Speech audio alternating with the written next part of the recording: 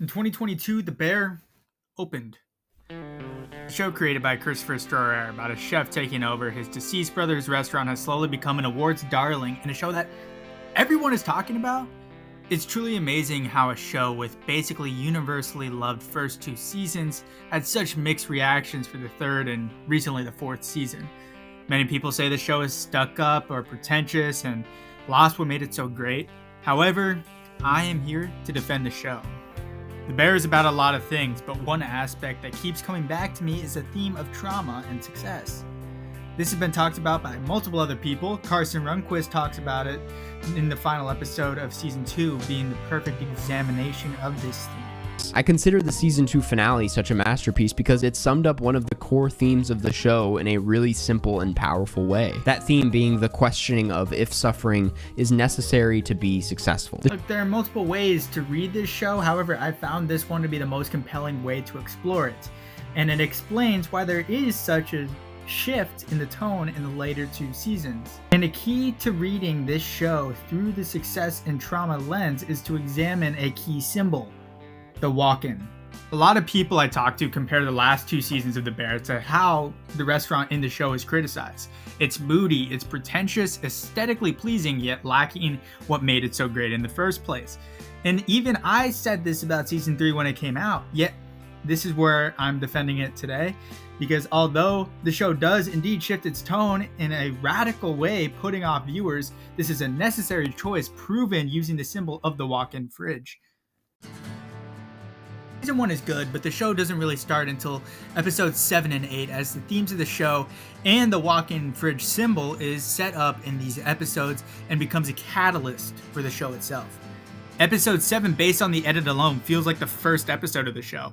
First off, it's the first episode beginning with opening credits. Not only are the credits important, but what plays over them is equally as important. You see, the show treats its setting as a character itself in the first season. The opening credits is an example of this, with a montage of Chicago and the song Chicago by Sufjan Stevens being used as well, showing how tied this city is to the original beef restaurant. This is why season 1 feels so community-oriented compared to the other seasons. The conflict of this episode is with an online system being forced at the beef to get more revenue, a system that doesn't jive with an operation that can't handle it. Everyone, and I mean everyone, argues about this, namely Sydney and Richie. Carmy is there, yet his drive for success seems to stem from something else. His desire to force a fine dining style of operation is welcome and a needed change for a store that's stuck in the past. However, his need to prove himself is what causes chaos.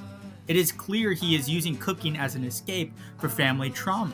Chaos ensues as this pre-order option is left open and we get a glorious one-take episode depicting exactly why this restaurant cannot work the way it is running. Carmy takes a second to go into the walk-in fridge, a place where usually people would isolate, cool down literally before heading back into the front lines of working in a kitchen. This is the first tease of the symbol of the walk-in. You see, we see him walk in, but the camera instead focuses on the door slowly closing behind him. He gets out before the door shuts, calmer and attempting to steer the ship. The door is still open behind him, foreshadowing the broken door as well as a beckoning call to perhaps come back in, reduce yourself to the craft, and avoid life at the detriment to yourself and everyone around you. I'm getting way ahead of myself here. Walk-ins are usually the place where important ideas occur in this show, and this is where it starts, as Carmy emerges from the walk-in with a fuel to tear down the system and start from scratch. In other words, he needs new noise. A similar, clearer version of this walk-in scene is in episode 8. Towards the end of the episode, we see him walking in as the door closes. He notices every mistake that's in the restaurant. He gets into a daze. The show's Bo theme song, New Noise, begins to play in the background, a song literally about changing art and blaming those stuck in the past. As Carmy emerges from the walk-in and nearly burns down the restaurant, of course subconsciously, to start fresh and not be stuck in the past. Of course here, Carmy wants to progress in his craft and prove himself. That is his motivation for success. Yet he is so burnt out of the way this restaurant is run and how it is stuck in the past that he makes a radical swing not only to change it, but to continue his spark for cooking that might be slowly dimming. Episode 7, Carmi emerges from the walk-in ultimately to walk out and literally destroy their system. And episode 8 being the actual radical change needed for Carmi's success to be achieved. Yet because his success is to prove himself, his passion is on shaky ground. Soon this last-ditch radical effort created in the walk-in won't be enough. Soon he will be burnt out. Carmi being locked in the fridge in The Bear, that is the central moment of The Bear. This season is tracking alongside the opening of Carmi's restaurant, The Bear, and the final episode of the season shows the finished product, the friends and family night at the restaurant. The kitchen is fully isolated from the front of house where the kitchen staff's friends and family are enjoying their time. As we move from the kitchen to the front of house, the one take is not broken, yet the camera is steadier in the front and the music shifts to diegetic background music from the front to a non-diegetic energetic score in the back. The separation is palpable. There are opening credits in the final episode of season 2. However, this time it's over the kitchen instead of footage of Chicago like episode 7 of season 1. Every choice reeks as if the love and passion is gone, the community is gone, the spark is gone, separated from everything outside of cooking in the front of house and making it easier to just camp in the kitchen and work harder and grind. The wall between the kitchen and the front isn't just separation, but a barrier between Carmi's work life and everything else. So what happened next makes sense. After Carmi peeks out of the front of house, he sees his old boss in hallucination. He doubts himself, he thinks he needs to be better, he hasn't suffered enough. When he comes back in, Wilco's Spiders begins to play, reminding us of episode 7 of season 1, which was the song that was in the background of the chaotic one take. His new restaurant is as chaotic as the immense low of the pre-order incident. Carmi walks out of frame and gets stuck in the walk-in. He is now isolated from his success. I don't need to provide amusement or enjoyment. I don't need to receive any amusement or enjoyment. I'm completely fine with that. Because no amount of good is worth how terrible this feels. As Carmi is in the walk-in, he says that, literally locked on the kitchen side, unable to experience life in the already separated front of house, and it is clear he thinks he's a failure. He failed to prove himself as an excellent chef in his head, so he must punish himself to get success and remain trapped in the walk-in, isolate, and just grind. But that grind traps himself in a place where he is reduced to his craft, a place that is cold, a place where his spark for cooking begins to go out, and his life outside of cooking gets shallower. He trapped himself inside the shell of his lost passion. Episode 1, Season 3. A hypnotic montage of Carmi's memories, every single moment that brought him to that walk-in of burnout. His memory of training is first cut together with flashbacks of chaos of his family life before circling back to his career, supporting how Carmi is using cooking as an escape because he is good rather than a passion. And this circular edit is kind of the entire episode, as he is directionless, stuck in the past, and continuing to push his trauma on a list of non-negotiables. Casting is also important here. Carmi's mentors in his flashbacks are played by real-life chefs. This is a very literal image of imposter syndrome here, as an actor playing a fictional character is learning a craft by the master in their field. This puts Carmi in a place where he is never good enough, always a person who doesn't belong. The edit of this entire season is moodier. The dinner service sequences are less intense as Carmi is more disinterested in his craft. The output of the food is pretentious and the community is lacking. The season is all of this, and Carmi never walks out of the walk-in at all. He symbolically never frees himself from the trapped isolation and burnout the walk-in represents. Season 4 is the perfect ending for the show. This season tries to gain its footing again in solid direction, picking itself up just as Carmi is trying to find that direction. Now with his back against the wall, he needs his restaurant to succeed or he will let down multiple people. He needs to take things back to basics. However, there's a small portion of himself that wants to achieve success in the correct way, releasing himself from that walk-in. And that is the journey we take in season 4.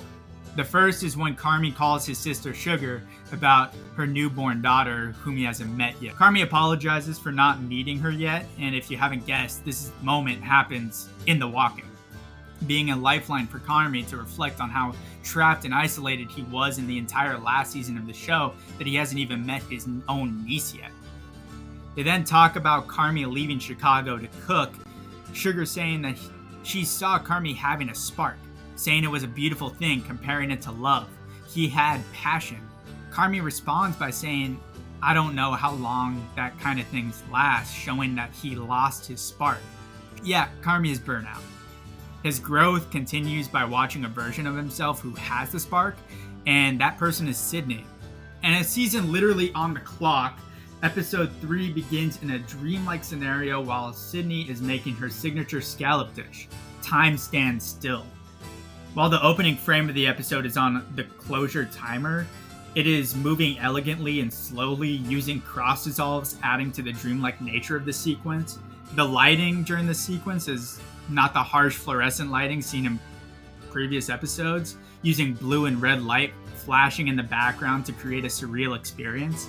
A perfect image of a chef who is passionate about their craft pouring their love out on a dish. A different take on a dish Carmy made for Sydney in New York, seen in season 3, episode 1, a dish that Sydney has called in the show her favorite dish ever. Carmy tastes this dish, and rather than nitpicking it or shaming it like his old boss would, he says it's perfect. He doesn't see Sydney as a threat at this moment, even though she proves to him that she is just as good, if not better. Cooking is not a competition. Success is not something to just be proven, and there is finally a new direction in the restaurant, even if that direction isn't with Carmy. Carmy is about to leave when he sees the walk-in door slightly ajar. He shuts it, haunted when the minutes dragged by Love and Rockets begin to play as his hand is on the knob, staring at the cold steel door. He reflects on the one he lost when he was in the walk-in and burnt out, Claire, his girlfriend, or ex at this point. And instead of his normal routine of making his way home, he runs to his ex's house, the one who he broke up with within the walk-in, to apologize, the first time he's talked to her since that moment at the end of season 2. This shot of Carmy staring at the walk-in door from the outside is powerful, as he spent an entire season locked in there. He is reminded of life on the outside of cooking, his life, his community, and he shuts that door without looking back. The rest of the season follows his healing journey, connecting with people like his mother again, apologizing to Claire, admitting his fears in a different enclosed space surrounded by his family in the wedding episode, and giving Sydney the control of the bear as he wants to learn who he is outside of cooking. So, what is the point of all this? Well, the walk-in is a key symbol in understanding one of the biggest core themes of the show, success in its relationship with trauma.